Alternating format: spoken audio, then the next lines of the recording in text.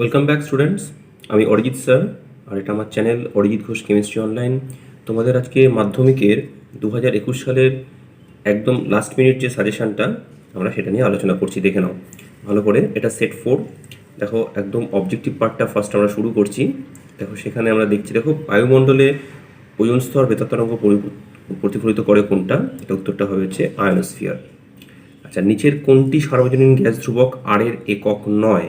তাহলে এখান থেকে দেখো ভালো করে দেখলে তোমরা বুঝতে পারবে, এই যে এইটা আর এর একক নয়, pascal metre square mole inverse কেন ইনভার্স।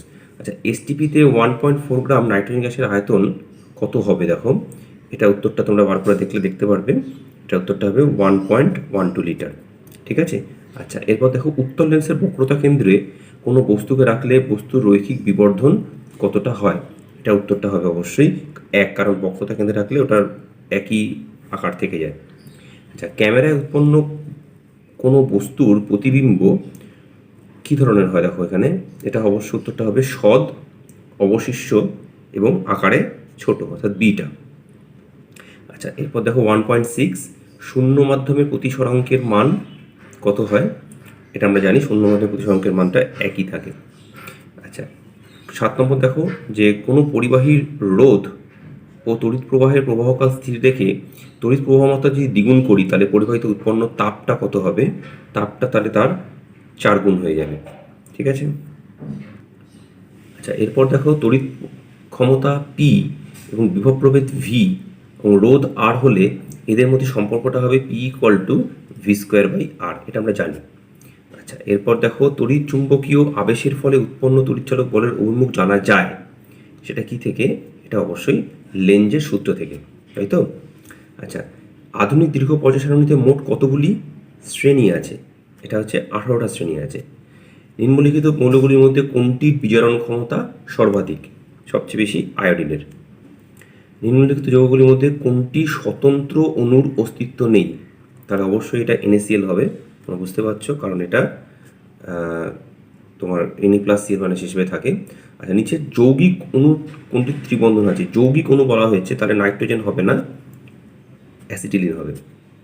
আচ্ছা, কপার সালফেটের জলীয় দ্রবণকে তড়িৎ বিশ্লেষণের ক্ষেত্রে কোন তথ্যটি সঠিক নয় তা নির্দেশ করে? এটা খুব ভালো প্রশ্ন, খুব সুন্দর করে খেয়াল করে দেখো। এখানে কপার ক্যাথোড থেকে এই যে Cu+2 আয়ন দ্রবণে আসে, এটা উত্তরটা হবে, বাকিগুলো সঠিক কিন্তু। এবং লাস্ট MCQটা দেখো, সেটা হচ্ছে তড়িৎ বিশ্লেষণের মাধ্যমে অ্যানোডে কোন বিক্রিয়াটি ঘটে? এটা আমরা জানি যে অ্যানোডের ক্ষেত্রে এখানে জারণ ঘটে। ঠিক আছে স্টুডেন্টস, তাহলে MCQ পার্টটা হয়ে গেল। এবার আমরা 1 নম্বরের প্রশ্ন ঢুকছি। দেখো 1 নম্বরের প্রশ্নগুলো আমি অলরেডি তোমাদের জন্য করে রেখে দিয়েছি, যেগুলো 2-এর দাগের কোশ্চেনগুলো। একটি জৈব গ্রিনহাউস গ্যাসের নাম লেখো, উত্তরটা হবে মিথেন। বায়োপ্ল্যান্টে যেসব ব্যাকটেরিয়া বায়োমাসকে মিথেন গ্যাসে বিজারিত করে সেটা হবে মিথানোজেনিক ব্যাকটেরিয়া। সৌরকোষে ব্যবহৃত অর্ধপরিবাহীটির নাম কি? এটা অথবা রয়েছে সিলিকন, গ্যালিয়াম লিখতে পারো, কোনো অসুবিধার কিছু নেই। বয়েল সূত্রে চার্লসের সূত্রের ধ্রুবক রাশি কোনটি? এটা হচ্ছে গ্যাসের ভর। প্রমাণ বায়ুমণ্ডলীয় চাপে জলের স্ফুটনাঙ্ক 273 কেলভিন, সত্য না মিথ্যা? অবশ্যই এটা মিথ্যা কথা, 373 হবে। স্ট্রিট ল্যাম্পে প্রতিফলক হিসেবে কোন ধরনের দর্পণ ব্যবহার করা হয়? এটা হচ্ছে উত্তল দর্পণ। কোন অবতল দর্পণের ফোকাস দৈর্ঘ্য কোনো অবতল দর্পণের 15 সেন্টিমিটার হলে দর্পণের প্রকৃত সত্য কত হবে? এটা আমরা জানি 15×2, কারণ R = 2/f, 30 সেন্টিমিটার। আলোক বিচ্ছুরণের একটি প্রাকৃতিক উদাহরণ দাও। রামধনু। লাল গোলাপকে নীল আলোতে কেমন দেখাবে? কালো দেখাবে। 1 ওয়াট ঘন্টা হচ্ছে কত জুল? 3600 জুল। এটা অনেকে ভুল করে 3.6 10⁻⁶ লিখে ফেলে, ওটা ভুল করবে না কিন্তু, হ্যাঁ, ওটা খেয়াল রেখো। আচ্ছা, 200 ভোল্ট 100 ওয়াট একটি বৈদ্যুতিক বাল্বের ভিতর দিয়ে সর্বাপেক্ষা অধিক কী পরিমাণ তড়িৎ প্রবাহিত হতে পারে? সেটা আমরা জানি I = P/V, তাহলে দেখো 0.5 অ্যাম্পিয়ার বা হাফ অ্যাম্পিয়ার। এবং এর সঙ্গে অথবাটা দিয়েছে, দেখো খেয়াল করে, 2 কুলম তড়িৎধানকে 12 ভোল্ট তড়িৎ বিভব প্রভেদ অতিক্রম করাতে কী পরিমাণ কার্য করতে হবে? W = V/Q, তাহলে 12×2 24 জুল। আর তাপমাত্রা বৃদ্ধির সঙ্গে সঙ্গে পরিবাহী রোধাঙ্ক কীভাবে পরিবর্তিত হয়? এটা হ্রাস পায়। ঠিক আছে। আচ্ছা, এরপরে দেখো একটা আমরা জানি যে ডানস্তম্ভ বামস্তম্ভ মেলানো ব্যাপার থাকে, তাহলে অ্যানোড মাঠে উপস্থিত কোনটা হবে? দেখো সিলভার থাকে। বক্সাইটে ধাতু থাকে সেটা আমরা জানি অ্যালুমিনিয়াম। মৃদু তড়িৎ বিশ্লেষ্য অ্যামোনিয়াম হাইড্রক্সাইড এবং তীব্র তড়িৎ বিশ্লেষ্য পটাশিয়াম হাইড্রক্সাইড। আচ্ছা, লোথার মায়ারের পারমাণবিক ভর আয়তন লেখাতে শীর্ষস্থানে কোন ধাতুগুলো থাকে? ক্ষার ধাতুগুলো। আচ্ছা, এক্স রশ্মির সাহায্যে বর্ণালী পরীক্ষা যে বিজ্ঞানী সিদ্ধান্ত করেন তা শনাক্তকরণের ক্ষেত্রে পারমাণবিক গুরুত্ব অপেক্ষা পারমাণবিক সংখ্যা আরও বেশি এবং সঠিক গুরুত্বের নাম লেখো, সেটি শিল্পীর নাম হচ্ছে হেনরি মোজলে। আচ্ছা, 3 নম্বর শ্রেণী থেকে 12 নম্বর শ্রেণী উপস্থিত মৌলগুলোকে কী বলা হয়? সন্ধিগত মৌল, এটা আমরা জানি। এরপরে দেখো সত্য মিথ্যা এটা দেওয়া হয়েছে যে সালফার কার্বন ডাইসালফাইড দ্রবীভূত হয় না, এটি ধ্রুবীয় দ্রাবক। মিথ্যা, দ্রবীভূত হয়। আচ্ছা, নাইট্রোজেন অণুর লুইস গঠন তোমরা জানো এটা। এই যে নাইট্রোজেন অণুর লুইস গঠন, 3টে এরকম ইলেকট্রনকে শেয়ারিং করে তাও ট্রিপল বন্ড দিয়ে 2টো নিঃসঙ্গ ইলেকট্রনকে দেখিয়ে দিতে হবে। আচ্ছা, সিএওর মধ্যে কী ধরনের প্রকৃতির রাসায়নিক বন্ধন দেখা যায়? আমরা জানি আয়নীয় বা তড়িৎযোজী বন্ধন, তাই তো? আচ্ছা, আর লাস্ট যেটা দেখো 2.18 শূন্যস্থান পূরণ দেওয়া রয়েছে, সেটা হচ্ছে সিলিকন ডাইঅক্সাইডটি সংযোগ এবং খুব শক্ত এবং উচ্চ ড্যাশ বিশিষ্ট, এটা হবে গলনাঙ্ক বিশিষ্ট। ঠিক আছে, তাহলে 2 দাগের প্রশ্নগুলো হয়ে গেল। এরপর আমরা 3 দাগের প্রশ্ন উত্তরগুলো দেখব। এরপরে দেখো 3 নম্বরের কোশ্চেনগুলো আমরা ঢুকছি, যেটা 3 দাগের প্রশ্ন। ওজোন স্তর ক্ষয়ের দুটি যে কোনো ক্ষতিকারক প্রভাব উল্লেখ করো। দেখো উত্তরটা দেখে নাও, ওজোন স্তর ক্ষয়ের ক্ষতিকারক প্রভাবগুলো কী কী হতে পারে। এখানে উত্তরগুলো করে রাখা রয়েছে। সেটা হচ্ছে দেখো এইগুলো ত্বকের ক্যান্সার সৃষ্টি হতে পারে, ছানি হতে পারে, গুরুত্বপূর্ণ শস্যের ফলন কমে যেতে পারে, এগুলোই লিখবে। ঠিক আছে, দ্বিতীয় প্রশ্ন দিয়েছে দেখো, একটা বায়ুপূর্ণ ফ্লাস্কের আয়তন 500 সিসি, স্থির চাপে ফ্লাস্কটির তাপমাত্রা 27 ডিগ্রি সেন্টিগ্রেড থেকে বাড়িয়ে 51 ডিগ্রি সেন্টিগ্রেড করলে ফ্লাস্ক থেকে কত আয়তনের বায়ু বেরিয়ে যাবে? ভালো করে শোনো। তাহলে দেখো প্রথমে বায়ুর প্রাথমিক আয়তন, প্রাথমিক তাপমাত্রা এবং অন্তিম তাপমাত্রাটা আমরা লিখে নিলাম। অন্তিম আয়তন V2 সিসি ধরলাম। তাহলে চাপ স্থির থাকা চার্লসের সূত্র প্রযোজ্য করে V1/T1 = V2/T2 করে V2 কে এখানে ক্যালকুলেশন করে মানটা বার করে নিলাম, যেটা হবে সেটা হচ্ছে 500 সিসি। তাহলে আগে ছিল 540 সিসি, এখন 500 সিসি, তাহলে 40 সিসি আয়তন এর বায়ু নির্গত হয়ে যাবে। ঠিক আছে, তাহলে বুঝে নিয়েছি অঙ্কটা ভালো করে। এর সঙ্গে একটা অথবা কোশ্চেন দিয়েছে, 27 ডিগ্রি সেন্টিগ্রেড সুতা ও 570 মিলিমিটার পারস্তম্ভের চাপে 2.2 গ্রাম কার্বন ডাইঅক্সাইড গ্যাসের আয়তন নির্ণয় করো। আর এর মান দেওয়া রয়েছে। তাহলে দেখো কার্বন ডাইঅক্সাইড গ্যাসের ভর দেওয়া রয়েছে, তার আণবিক ভরটা বার করে নিলাম, মোল সংখ্যা বার করে নিলাম, এবং এখান থেকে চাপমাত্রা দেওয়া রয়েছে। তাহলে এই চাপের মানটাকে আমরা অ্যাটমসফিয়ারে কনভার্ট করে নিলাম 760 দিয়ে ভাগ করে। তাই এবার ধরলাম গ্যাসের আয়তন যদি ভি ধরি, তাহলে আমরা PV = nRT সম্পর্ক করে V = nRT/P করবো। তাহলে প্রত্যেকটা মান যেগুলো আমরা বার করে নিয়েছি, দেখো সেই মানগুলো বসিয়ে দিচ্ছি। 0.05, 0.082 এটা আমরা জানি। আর এর মান সার্বজনীন গ্যাস ধ্রুবকের মান, এটা হচ্ছে আমাদের টেম্পারেচার। ঠিক আছে, 27 ডিগ্রি সেন্টিগ্রেড মানে 300 কেলভিন, এবং P হচ্ছে 3/4 অ্যাটমসফিয়ার। বার করে নিয়ে ক্যালকুলেশন করে দেখলাম যে কার্বন ডাইঅক্সাইড গ্যাসের আয়তন আসছে 1.64 লিটার।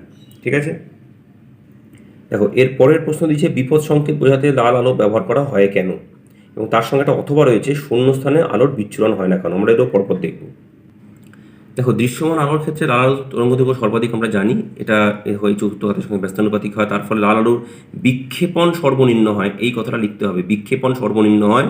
এবং লাল আলোর শক্তিক্ষয় না করে অনেক দূর অবধি যেতে পারে, তার ফলে আমরা লাল আলোকে বিপদ সংকেত হিসেবে ব্যবহার করে থাকি। এবং এই যে বিচ্ছুরণের প্রশ্নটা দিলাম, শূন্যস্থানে বিচ্ছুরণ হয় না কারণ, কারণটা কি? দেখো এই যে লেখা রয়েছে, শূন্যস্থানে আলোকরশ্মি প্রতিসারক মাধ্যম কাঁচ প্রিজমের মধ্যে যায়, ফলে এখানে বিচ্যুত হয়, কিন্তু শূন্যস্থানে সকল বর্ণের আলো সমান গতিবেগে যায়, তাই শূন্য মাধ্যমে কোনো রকম আলোর বিচ্ছুরণ হয় না। খুব ভালো করে অ্যান্সারটা দেখে নাও, খুব ভালো প্রশ্ন এগুলো। 4 নম্বর প্রশ্ন দেখো, অ্যাম্পিয়ারের সন্তরণ নিয়মটা বিবৃত করো। দেখো অ্যাম্পিয়ারের সন্তরণ নিয়মটা তোমরা জানো, তোমাদের বইতেও রয়েছে, আমি এখানে লিখে দেখিয়ে দিয়েছি, তোমাদের অসুবিধার কোনো কারণ নেই, তোমরা দেখে নাও। খুব ভালো করে প্রত্যেকটা জিনিসকে ঠিক ঠিক করে পয়েন্টগুলো লিখবে, তা নাহলে কিন্তু নম্বর কেটে যাবে। 5 নম্বর প্রশ্ন দিচ্ছে, আয়নীকরণ শক্তির সংজ্ঞা দাও। দেখো আয়নীকরণ শক্তির সংজ্ঞা দিতে গেলে এই যে 3টে শব্দ দেখো, ভূমিস্তর, বিচ্ছিন্ন গ্যাসীয় পরমাণুর, দুর্বলভাবে আবদ্ধ কক্ষচ্যুত করে যে শক্তি, যে ন্যূনতম শক্তির প্রয়োজন, দেখো এই যে মার্ক করছি লাইনগুলো, এগুলো কিন্তু অবশ্যই লিখতে হবে, নাহলে কিন্তু নম্বর পাবে না। এবং সংখ্যাটা তোমাদের বইতেও রয়েছে, আমি এখানে লিখে দিচ্ছি, তোমরা দেখে নাও, দেখে খাতায় লিখে নাও। 6 নম্বর প্রশ্ন, আয়নীয় যৌগগুলির 2টি গুরুত্বপূর্ণ ধর্ম লেখো। এটাও খুবই সহজ প্রশ্ন। দেখো সাধারণত আয়নীয় যৌগগুলি কঠিন, উচ্চ গলনাঙ্ক, স্ফুটনাঙ্ক বিশিষ্ট হয়, এবং আয়নীয় যৌগগুলি পোলার দ্রাবকে দ্রাবীভূত হয়, আবার নন পোলার দ্রাবকে অদ্রাব্য হয়। ক্যালসিয়াম ক্লোরাইড সমযোজী না তরিযোজী যৌগ তা লেখো, এটা 7 নম্বর প্রশ্ন। আর তার ইলেকট্রন ডট গঠন দেখাও। তাহলে 1+1 কিন্তু এই প্রশ্নটা। দেখো ক্যালসিয়াম ক্লোরাইড তো অবশ্যই আয়নীয় যৌগ বা তরিযোজী যৌগ, এই জন্য 1 নম্বর পেয়ে গেলে। এবং ইলেকট্রন ডট দেখানোর পদ্ধতিটা তোমরা সঠিকভাবে দেখো, ইলেকট্রন যে দেওয়া হচ্ছে ক্লোরিনকে দুটো ক্যালসিয়াম থেকে, সেটা সঠিকভাবে দেখাবে। এবং তারপরে প্লাস মাইনাস যে ক্যাটায়ন অ্যানায়ন তৈরি হয়েছে এবং তারা স্থিরতারিতি কারক সংশ্লেষণে যুক্ত হয়ে গিয়ে ক্যালসিয়াম ক্লোরাইড গঠন করছে। এই 3টে স্টেপকে সঠিকভাবে দেখাতে পারলে পুরো 1 নম্বরটা পাবে। আচ্ছা, এরপর দেখো 3.8-এ কোশ্চেনটা দিয়েছে, সাধারণত গ্যাসীয় এরূপটি তড়িৎ ধনাত্মক অধাতব মৌলের উদাহরণ দাও যা সমযোজী ও তড়িৎযোজী যৌগ উভয় প্রকার গঠন অংশগ্রহণে সাহায্য করে। এরূপ একটি যৌগের নাম সংকেত লেখো, উল্লেখ করো যৌগগুলি সমযোজী না তড়িৎযোজী। খুব ভালো প্রশ্ন, এই প্রশ্নটা খুব ভালো করে দেখো, ঠিক আছে। দেখো, সাধারণ অবস্থায় গ্যাসীয় এরূপ তড়িৎ ধনাত্মক অধাতব মৌল কিন্তু একমাত্র হাইড্রোজেনই আছে, ঠিক আছে। তড়িৎ ধনাত্মক অথচ গ্যাসীয় আবার অধাতু। তাহলে অধাতু যখন সমযোজী যৌগ তৈরি করবে সেটা ধরো HCl হতে পারে, এরকম তুমি HCnও দিতে পারো। আবার এটা ধরো যখন আয়নীয় যৌগ তৈরি করবে সেটা হচ্ছে সোডিয়াম হাইড্রাইড, ইচ্ছা করলে তুমি ক্যালসিয়াম হাইড্রাইড লিখতে পারো, ধরো ওই যে CH2, এটাও লিখতে পারো, ঠিক আছে। তাহলে এইগুলো হচ্ছে তাদের আয়নীয় যৌগ তৈরি করা। এবং সবচেয়ে লাস্ট কোশ্চেনে দেখো 3-এর দাগে, সেটা হচ্ছে তড়িৎ লেপনের সংজ্ঞা দাও। দেখো, তড়িৎ লেপনের সংজ্ঞা আগেও বলেছি, এই যে আমি দেখো মার্ক করে দিয়েছি, যে তড়িৎ রাসায়নিক পদ্ধতিতে তড়িৎ বিশ্লেষণের সাহায্যে, এইগুলো যদি না লেখো তাহলে কিন্তু কেটে দেওয়া হবে, নম্বর দেওয়া হবে না। অধিকতর সক্রিয় ধাতুর সঙ্গে যে ধাতু মানে তোমার কম সক্রিয় ধাতুর একটা পাতলা সমসত্ব প্রলেপ দেওয়া হয় তাকে তড়িৎ লেপন বলা হয়, ঠিক আছে। অধিক সক্রিয় ধাতুর উপর কম সক্রিয় ধাতুর প্রলেপ, এই শব্দটা ব্যবহার করতে হবে, ঠিক আছে। কম দামি বেশি দামি ধাতুর কথা কিন্তু।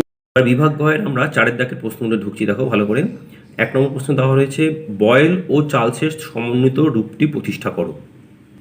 দেখো, চার্লস বলছে সমন্বিত রূপ তোমরা জানো, এখানে V প্রপোর্শনাল টু 1/L লিখবে, ধ্রুবকটা লিখবে। চার্লসেরও V প্রপোর্শনাল টু T/P লিখবে, ধ্রুবকগুলো লিখবে। ধ্রুবকগুলো ঠিকঠাক না লিখলে কিন্তু নম্বর কাটা যাবে। তারপর তোমরা জানো যে এটাকে আমরা সমানুপাতিক ধ্রুবক তুলে দিয়ে PV = KT প্রমাণটা লিখবো, তাই তো। এই অবধি পুরোপুরি লিখতে হবে। তাহলে এই যে প্রত্যেকটা নম্বরের ভাগ, এগুলোর জন্য 1 করে নম্বর থাকে এবং এটার জন্য 1 নম্বর থাকে। 3টে নম্বর কিন্তু এখানে ভাগ করা আছে এভাবে। এরপরে একটা দেখো অঙ্ক দেওয়া রয়েছে, 42 গ্রাম লোহিত তত্ত্ব আয়রনের প্রতি স্টিম চালনা করলে কত গ্রাম হাইড্রোজেন গ্যাস উৎপন্ন হবে এবং উৎপন্ন হাইড্রোজেনের STPতে আয়তন নির্ণয় করো। তাহলে দেখো, প্রথমে ইকুয়েশনটা লিখতে হবে। সঠিক ইকুয়েশন লেখার জন্য তোমরা এখানে 1 নম্বর পেয়ে যাবে, ঠিক আছে। সঠিক ইকুয়েশনটা লেখার জন্য, ইকুয়েশন সঠিক না হলে কিন্তু এই নম্বরটা পাবে না। তারপর দেখো, এই যে ক্যালকুলেশন করা হয়েছে, এই ক্যালকুলেশন করে যে 2 গ্রাম হাইড্রোজেনটা উৎপন্ন হলো, এটার জন্য 1 নম্বর পাবে, ঠিক আছে। এবং তারপরে এই যে হাইড্রোজেনের যে আয়তনটা হয়েছে 22.4 লিটার, এই আয়তনটা লেখার জন্য তোমরা এখানে 1 নম্বর পাবে। তাহলে 3 নম্বরের ভাগটা কিন্তু এইভাবে থাকে। এর সঙ্গে একটা অথবা দিয়েছে, দেখো যে 6 গ্রাম কার্বনকে সম্পূর্ণ পোড়ানোর জন্য প্রয়োজনীয় অক্সিজেন কত গ্রাম পটাশিয়াম ক্লোরাইডকে উত্তপ্ত করে পাওয়া যাবে। ভালো করে প্রশ্নটা খুব ভালো করে দেখো।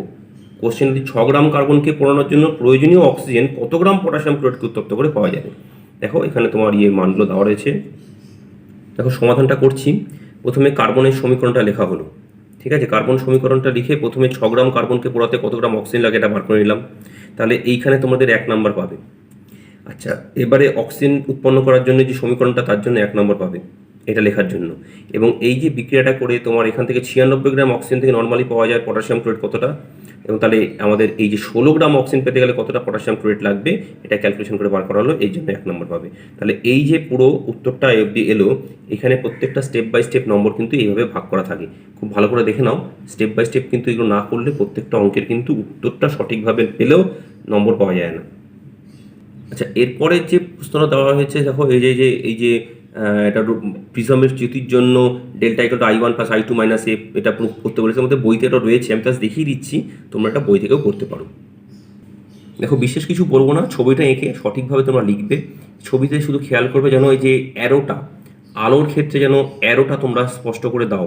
যদি এই অ্যারোটা না দাও তাহলে কিন্তু 1 নম্বর কাটা যাবে, কারণ এই ছবির জন্য কিন্তু, এই ছবিটার জন্য কিন্তু 1 নম্বর থাকে, ঠিক আছে। এই ছবিটার জন্য 1 নম্বর থাকে। এরপর তোমরা স্টেপ বাই স্টেপ এরকম পরপর লিখে এই যে প্রমাণটা যেটা রয়েছে, আমি সেটা নিয়ে কোনো এক্সপ্লেন করলাম না, তোমরা জানো এটা। এই সঠিক প্রমাণটা করার জন্য তোমরা এখানে এই সঠিক প্রমাণটা করার জন্য 2 নম্বর পাবে, ঠিক আছে। তাহলে ছবির জন্য 1 নম্বর এবং সঠিকভাবে প্রমাণটা লিখে করার জন্য 2 নম্বর পাবে। এখানে একটা অথবা দিয়েছে যে আয়তকার কাঁচ ল্যাপে যদি যাওয়ার ফলে কোনো আলোকরশ্মি শুধু পার্শ্বীয় স্মরণ হয়, রশ্মিচিত্র অঙ্কন করো। আর মায়োপিয়া কি? দেখো, এই যে ছবিটা তোমরা জানো, আমি আবার বলছি, এখানেও কিন্তু সেই অ্যারোটা দিতে হবে। এই অ্যারোটা সঠিকভাবে দেখাবে, সুন্দর ছবিটা আঁকবে, তোমরা জানো, এটা তোমরা দেখেছো। এবং এটা করার পর তোমাদের দেখাতে হবে যে নির্গমন কোণ এবং আপতন কোণ সমান হয়ে এখানে যে এই যে প্যারালালটা হলো, এই প্যারালালটা হলেই কি হচ্ছে, পার্শ্বীয় স্মরণটা হবে, তাহলে এটা প্রমাণ করতে পারবো। আচ্ছা, আর কৌণিক সরণ কোনোভাবে হচ্ছে না, কারণ I1 I2 এখানে সমান থাকছে। তাহলে কৌণিক সরণ হয় না মানেটা কি? কৌণিক সরণ হয় না মানে এখানে I1 = I2 থাকছে, তাই তো? আচ্ছা, আর শুধুমাত্র পার্শ্বীয় সরণটা হচ্ছে। আর মায়োপিয়া জানি আমরা এক ধরনের যে সমস্যাটা সেটা হচ্ছে ব্যক্তি কাছের জিনিস স্পষ্ট দেখতে পেলেও দূরের জিনিস দেখতে পায় না। এই অসুবিধা, চোখের যে অসুবিধাটা হয় তাকে মায়োপিয়া বলা হয়। এর পরের প্রশ্নটা দিয়েছে যে রশ্মিচিত্রের সাহায্যে অবতল লেন্সের অপসারী ক্রিয়া ব্যাখ্যা করো। দেখো, অবতল লেন্সের ক্ষেত্রে এই অপসারী ক্রিয়া ব্যাখ্যা করতে তোমাকে এই ছবিটা সুন্দর করে আঁকতে হবে। সঠিকভাবে প্যারালাল লাইটগুলো এসছে, অ্যারো দেবে, লাইটের প্রতিসরণটা দেখিয়ে এবং সেটা পিছন দিকে মিলিয়ে দেবে একটা পয়েন্টে, এবং উল্লেখ করতে হবে এই যে প্রিজমের ভূমির দিকে বেঁকে যাওয়ার কথাটা উল্লেখ করতে হবে কাঁচের স্ল্যাবের ক্ষেত্রে। এটা না লিখলে কিন্তু নম্বর কাটা যাবে, কারণ এই ছবিটার জন্য তোমার 1 নম্বর থাকে, এখানে 2 নম্বর থাকে যে ব্যাখ্যাটার জন্য। তোমার এগুলো সঠিকভাবে লিখতে হবে, কারণ 3 নম্বরের প্রশ্ন এই প্রিজমের ভূমির দিকে বেঁকে যাওয়ার ব্যাপারটাকে ঠিকমতো করে উল্লেখ করে সেগুলো কিন্তু লিখতে হবে, তাহলে কিন্তু নম্বরটা পাওয়া যায় না। ঠিক আছে, ভালো করে দেখে নাও। 4.5 দেখো দিয়েছি, যেটা হচ্ছে তড়িৎ চুম্বকীয় তরঙ্গের দুটো বৈশিষ্ট্য লেখো, আলোর বিক্ষেপণের সংজ্ঞা দাও। দেখো, তড়িৎ চুম্বকীয় তরঙ্গের বৈশিষ্ট্য আমি দুটো লিখে দিয়েছি, তুমি যে কোনো দুটো দিতে পারো, অনেক রয়েছে, তোমার যেটা ইচ্ছা তুমি লিখতে পারো। ঠিক আছে, এখানে কোনো সমস্যার কিছু নেই, এখানে আরও দুটো এক্সট্রা দেওয়া রয়েছে। আর আলোর বিক্ষেপণ হচ্ছে কোনো কণা আলোকরশ্মি শোষণ করে তা পুনরায় নির্গমনের পদ্ধতি। দেখো, কণা দ্বারা আলোকরশ্মি শোষণ এবং পুনরায় নির্গমন, এটাকেই বিক্ষেপণ বলা হয়। আচ্ছা, এরপর 4.6 দেখো, দুটো রোধকে শ্রেণী সমবায় যুক্ত করলে তুল্য রোধের মান হয় 12 ওহম, তাদের সমান্তরালে যুক্ত করলে তুল্য রোধের মান হয় 2.25 ওহম। রোধ দুটোর মান নির্ণয় করো, এই অঙ্কটা করতে হবে। দেখো, আমি ধরে নিলাম R1 R2 রোধ দুটো, তাহলে R1 + R2 হচ্ছে গিয়ে 12, আর তুল্য রোধে সমবায় যুক্ত করলে 1/R1 1/R2 2.25, এখান থেকে একটা সম্পর্ক পাচ্ছি। এবং সেই সম্পর্ক দুটো সমীকরণ আসার ফলে তোমরা নিজেদের মতন সমাধান করবে। আমি এখানে সমাধান করে দেখিয়েছি, তোমরা নিজেদের মতন সমাধান করে দেখো, আমি এখানে সমাধানটা দেখিয়ে দিচ্ছি, দেখতে পারো, কোনো অসুবিধা কিছু নেই। এবং সেই সমাধানটা করে তোমরা তার R1 ও R2-র মানটা আস্তে আস্তে দেখো বার করেছি। দেখো দেখো, একটা R1 R2 বেরিয়েছে, একটা 9, একটা 3। ঠিক আছে, তাহলে এইভাবে তোমরা ক্যালকুলেশন করে দেখাতে পারো, কোনো অসুবিধার কিছু নেই। এরপর এর সঙ্গে একটা অথবা দিয়েছি। দেখো, এই যে ছবিটা দেখো ভালো করে দেওয়া রয়েছে, এই চিত্র অনুযায়ী 2 ওহম রোধ বর্তনীতে যুক্ত করা হয়েছে। আর এ এবং ডি, এই যে এ ডি এর মাঝখানে তুল্য রোধ নির্ণয় করতে হবে। তা খেয়াল করে দেখো, এই তিনটে কিন্তু শ্রেণীতে আছে, আর এই তিনটের সাথে এইটা দেখো সমান্তরাল সমবায় রয়েছে। তাহলে দেখো, তিনটে শ্রেণীতে আছে বলে দেখো ওই তিনটেকে মিলে মোট 6 ওহম রোধ বের করে নিলাম, এই তিনটে মিলে মোট 6 ওহম রোধ। তাহলে এবং তাদের ওই 6 আর এই আরেকটা 2 যেটা দেখালাম ছবিতে, তাহলে এই দুটোকে দেখো আমরা যদি সমবায় মানে সমান্তরাল সমবায় ফর্মুলায় ফেলি, তাহলে এই অবস্থা তৈরি হবে। এবং সেখান থেকে আমরা সমাধান করে দেখো 1/R = 4/6, 2R = 3/2 করে R = 3/2 উল্টে দিলে 1.5 ওহম মানটা পাবো। ঠিক আছে, 7 নম্বর প্রশ্নে দিয়েছে যে তড়িৎ বর্তনীতে ফিউজ তারের কার্যনীতি ব্যাখ্যা করো। তাপ বিদ্যুৎ উৎপাদন কেন্দ্রে বিদ্যুৎ শক্তির উৎসটা কি? দেখো, এখানে তড়িৎ বর্তনীতে একটা জিনিস মনে রাখতে হবে, ফিউজকে রাখার জন্য যেটা উচ্চ রোধাঙ্ক নিম্ন গলনাঙ্ক বৈশিষ্ট্য কথাটা বলতে হবে রোধের ক্ষেত্রে। টিন লেডের সংকর ধাতু, এটা উল্লেখ করতে হবে। এবং অতিরিক্ত তড়িৎ গেলে ফিউজ তারটা নষ্ট হয়ে যায়, এবং এটা শ্রেণী সমবায় থাকে। এই যে কতগুলো শব্দ, এগুলো কিন্তু ব্যবহার করতে হবে, তা নাহলে কিন্তু উত্তরটা সম্পূর্ণ হবে না। ঠিক আছে, তারপর যন্ত্রগুলো রক্ষা পাই তো তোমরা লিখতে পারো, সেটা কোনো গল্প, কিন্তু এই যে তিনটে পয়েন্ট বললাম এগুলো কিন্তু উল্লেখ করতে হবে।